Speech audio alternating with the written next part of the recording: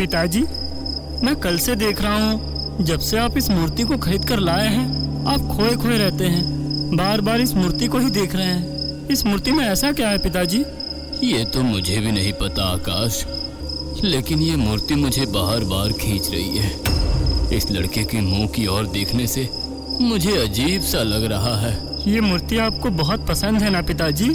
अरे पसंद है तभी तो कल आर्ट गैलरी एग्जीबिशन से 1 लाख रुपए में खरीद कर लाया। इस मूर्ति की कीमत 1 लाख है?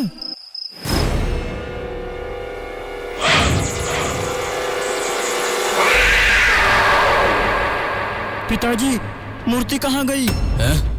अरे वही तो, उस लड़के की मूर्ति इस टेबल पर ही थी, गई कहाँ?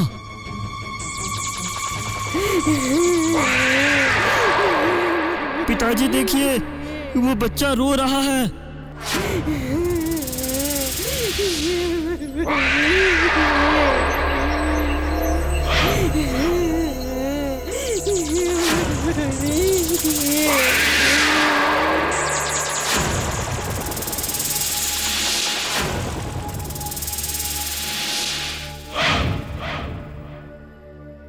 पिताजी, वो देखिए, मूर्ति बाहर टेबल के ऊपर है।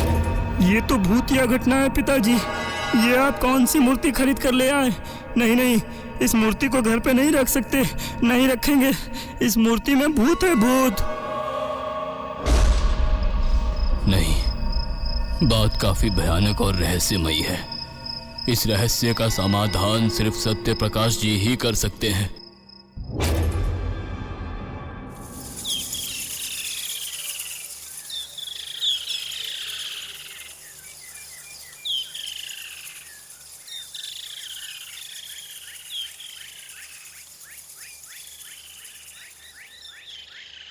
अच्छा, तो ये वो रहस्यमय मूर्ति है? जी सत्य प्रकाश जी, मैं इसे उस दिन आर्ट गैलरी एग्जीबिशन से खरीद लाया था। अगर आप बुरा ना माने तो ये मूर्ति मैं कुछ दिन अपने पास रखना चाहता हूँ, क्योंकि मुझे देखना है आपने जैसा कहा है सच में ऐसा कुछ है या नहीं। हाँ हाँ, कुछ दिन क्यों, आप ये मूर्ति अपने पास ही रख लें सत्य प्रकाश जी। अच्छा, अब मैं चलता हूँ। जी जी।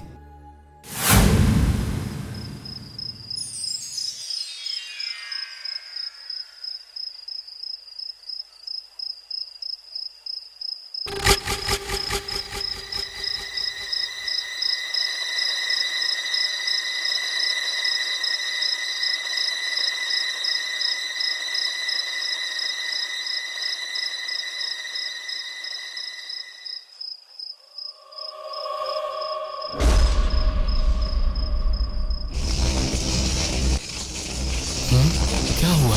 इस समय तो लोड शेडिंग नहीं होती है। Oh my God!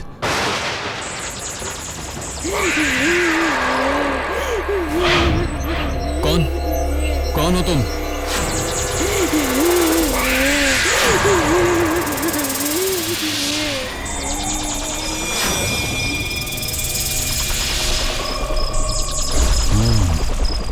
मतलब शशिकांत जी सच बोल रहे थे।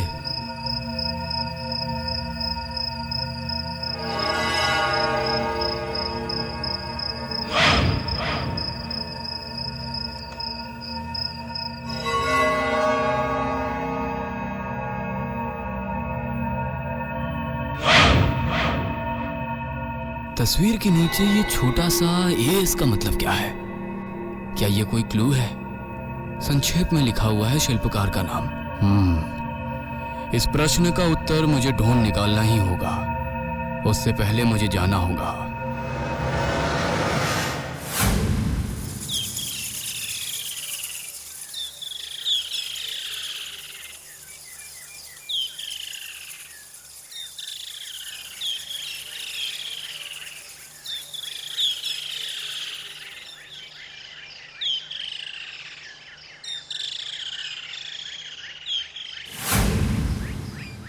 नमस्ते नमस्ते। अरे कितना भाग्यवान हूँ मैं। आज विख्यात डिटेक्टिव सत्य प्रकाश जी अपने कदम मेरे आर्ट गैलरी में लाए हैं। जी नमस्ते। आप? जी मैं इस गैलरी का मालिक हूँ, मधुसूदन गुप्ता। गुड, मुझे आपकी मदद चाहिए मधुसूदन जी। जी जी बोलिए ना, मैं आपकी कैसी मदद कर सकता हूँ?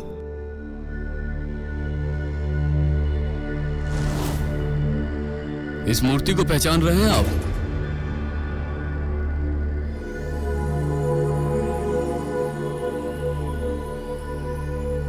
हाँ, ये तो मेरे ही आर्ट गैलरी की मूर्ति है। 2 दिन पहले 1 लाख रुपए में बिकी है। अच्छा, इस तस्वीर में एएस क्यों लिखा है, क्या आप बता पाएंगे? जी, एएस मतलब विश्व प्रसिद्ध मूर्तिकार अतानु शंकर। लेकिन काफी दिन हो गए, उनके बारे में कुछ नहीं पता। फोन करने पर भी कोई नहीं उठाता है। पता नहीं अब वो किस हालत में है। ओह, आई सी। लेकिन बात क्या है सत्य प्रकाश जी, आप इतने चिंतित क्यों हैं? कुछ हुआ है क्या? आपको बाद में पता चलेगा। उससे पहले आप मुझे ये बताइए, अतानु शंकर जी का ठिकाना आपके पास है? हाँ, थोड़ा रुकिए, बता रहा हूँ। हमारी गैलरी की रजिस्टर में सारे मूर्तिकारों के बारे में लिखा है। जी, मिला। Atanu Shankar, address 14 number Gopal Krishna lane, Sonagarh. Okay, thank you Madhusudan जी।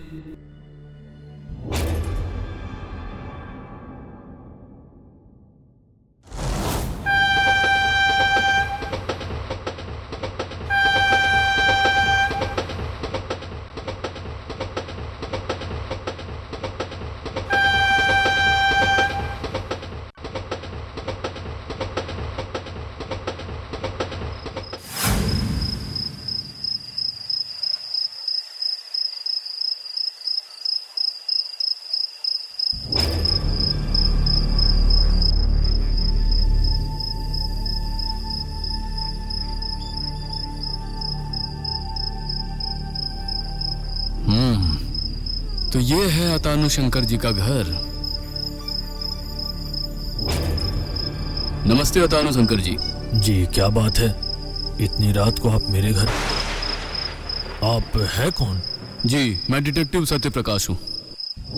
आपकी बनाई गई मूर्ति के बारे में बात करने आया था। उस मूर्ति के बारे में मुझे कोई बात नहीं करनी। मैं अब मूर्ति नहीं बनाता। लेकिन आपके बनाई इस मूर्ति के बारे में मुझे जानना ही होगा।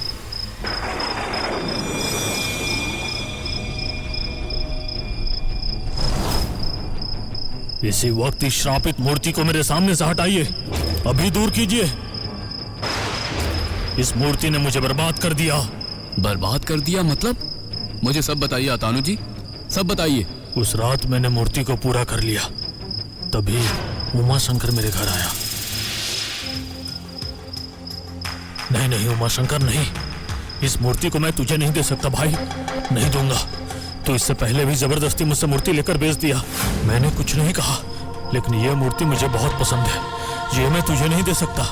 मैं कहता हूं दे दो भैया, नहीं तो मैं तुम्हें खत्म कर दूंगा। नहीं दूंगा, मैं नहीं दूंगा। नहीं दोगे तो तुम और जिंदा नहीं बचोगे।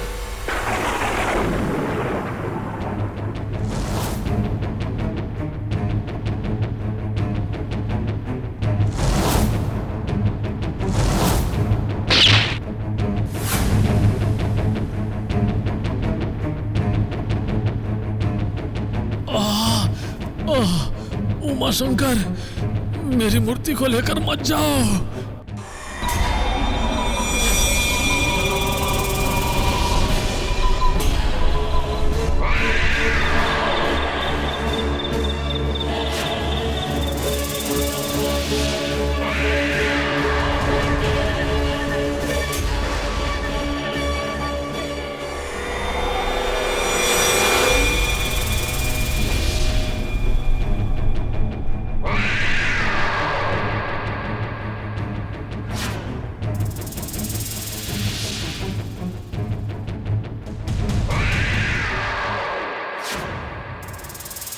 ओह माय गॉड, सब सुन लिए तो सत्य प्रकाश? लेकिन उस मूर्ति का बच्चा रोता क्यों है? उसमें मेरी ही आत्मा इतने दिनों से फंसी हुई थी। तुम्हें सब बताने के बाद मुझे आज मुक्ति मिल गई। सुनो सत्य प्रकाश, सबको बताना अतानु शंकर ने आत्महत्या नहीं की, उसे मारा गया था।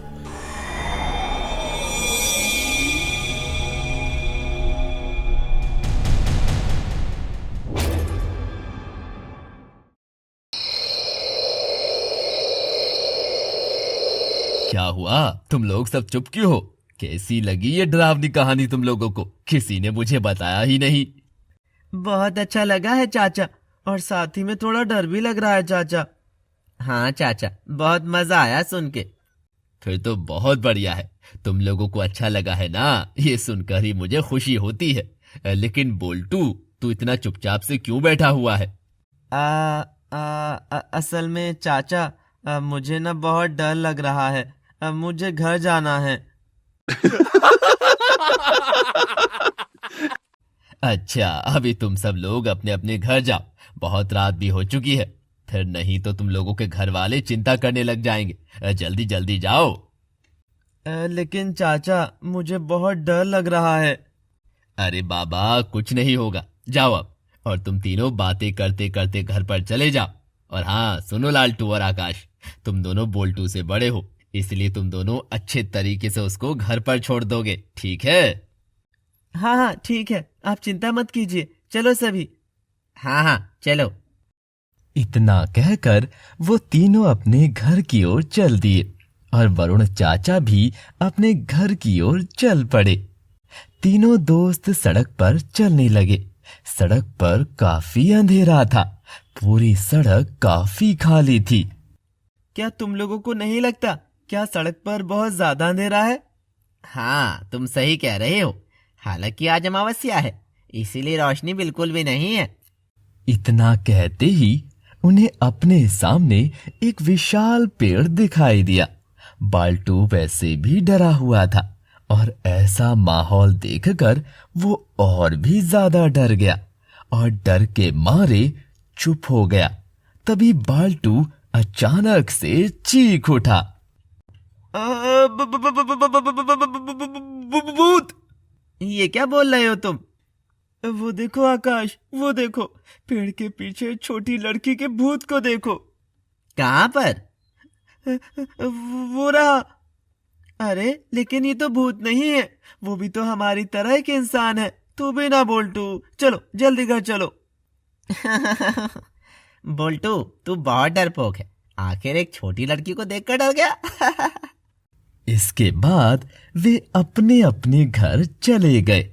लेकिन अजीब बात ये थी कि वो छोटी लड़की उन्हें एकटक देखती रही और जोर जोर से हंसती रही। अगले दिन तीनों दोस्त फिर से तय समय पर मिताली संघ क्लब हाउस पहुंच जाते हैं। भूत प्रेत की कहानियां सुनेंगे, इसीलिए वे आपस में बैठकर बातें करते हैं और तभी उनके वरुण चाचा भी आ जाते हैं। तुम लोग चले आए हो? हाँ। सच में तुम लोगों की तरह भूतों की कहानियां सुनने की आदत बहुत कम लोगों को होती है। आप सही कह रहे हैं वरुण चाचा, भूत प्रेत की कहानियां सुने बिना हमें नींद ही नहीं आती। लेकिन वरुण चाचा, आज आप हमें कैसी कहानी सुनाएंगे? जो भी कहानी सुनाना है सुनाइए चाचा, लेकिन थोड़ी कम डरावनी, क्योंकि मुझे बहुत डर लगता है। खैर, यही होगा। आज मैं तुम सभी को एक छोटी लड़की की कहानी बताऊंगा जो तुम लोगों के जैसी होगी या तुम लोगों से थोड़ी छोटी होगी। जब मैं काम करने के लिए बाहर जाता था तो कभी कभी जब मैं यहाँ वापस आता था तो मुझे ये सुनने को मिलता था कि गांव वाले एक पेड़ के पीछे रात को एक छोटी बच्ची को देख पाते हैं, लेकिन मैंने कभी नहीं देखा है उस छोटी लड़की को कहीं पर भी। लेकिन तुम लोग तो जानते ही हो कि मुझे भूतों के बारे में जानना कितना पसंद है, इसीलिए मैं खुद पर काबू नहीं रख सका और इस बारे में जानने के लिए इसी गांव के एक बूढ़े आदमी के पास चला गया। वरुण चाचा सुबह गांव की सड़क से होते हुए बूढ़े आदमी के घर जाते हैं। कुछ देर बाद वो वहां पहुंच जाते हैं। कोई है क्या? कोई है घर में? कौन हो तुम? चाचा, मैं हूँ। आप शायद मुझे नहीं पहचानेंगे, असल में मैं आपसे कुछ जानने के लिए यहाँ आया हूँ। ओह अच्छा, बैठिए फिर। कहिए, क्या जानना चाहते हैं आप? दरअसल मैं इस गांव में अक्सर सुनता हूँ कि गांव के कुछ लोगों को रात में एक पेड़ के पीछे एक लड़की दिखाई देती है। मुझे उस लड़की के रहस्य के बारे में कुछ बताइए ना। क्या तुम उस लड़की के बारे में सुनने आए हो? उस लड़की के बारे में जानकर आप क्या करेंगे? ऐसा कुछ नहीं है, मैं थोड़ा ज्यादा उत्सुक रहता हूँ और इसीलिए ही यहाँ पर आया हूँ। अच्छा, उस लड़की के बारे में और क्या कहूँ, वो बड़ी बदनसीब थी।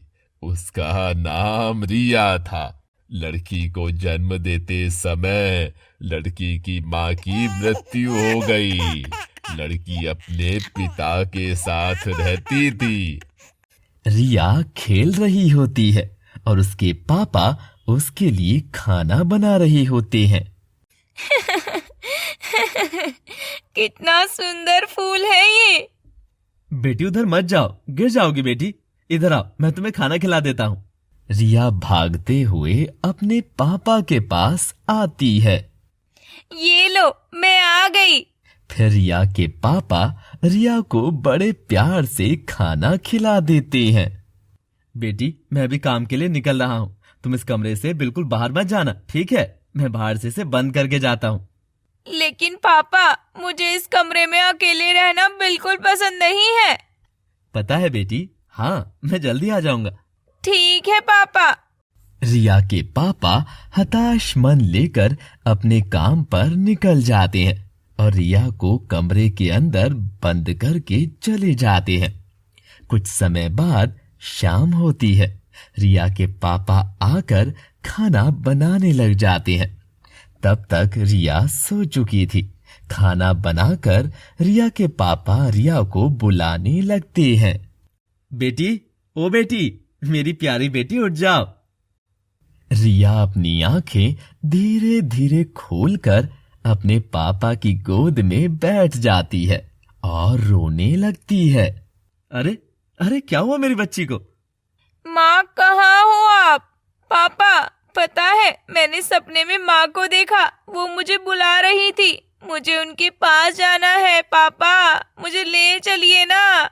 ये सुनते ही रिया के पापा बहुत उदास हो जाते हैं और अपनी बेटी को शांत करवाने के लिए बाहर आकर एक तारा दिखाते हुए कहने लगते हैं।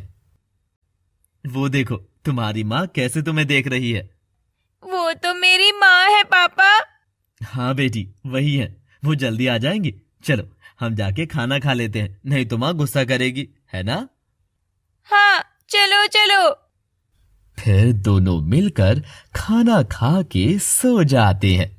लेकिन रिया के पापा थके होने के कारण दरवाजा अच्छे से बंद करना ही भूल जाते हैं और देर रात को जब रिया के पापा सो रहे थे तब अचानक से रिया की नींद टूट जाती है और वो बाहर अपनी माँ को देखने आ जाती है और उसी तारे की ओर बढ़ने लगती है और अपनी माँ को बुलाती है। माँ, माँ, माँ। लेकिन सामने एक बड़े पेड़ के पास तालाब में वो गिर जाती है और उसी जगह उसकी मृत्यु हो जाती है। ये तो बहुत बुरा हुआ उस बच्ची के साथ। हाँ, उसी के बाद से ही उसके पापा भी पागल हो गए थे और सभी लोगों का तब से कहना है कि वो सब कभी कभी उस पेड़ के पास एक लड़की को देखते हैं।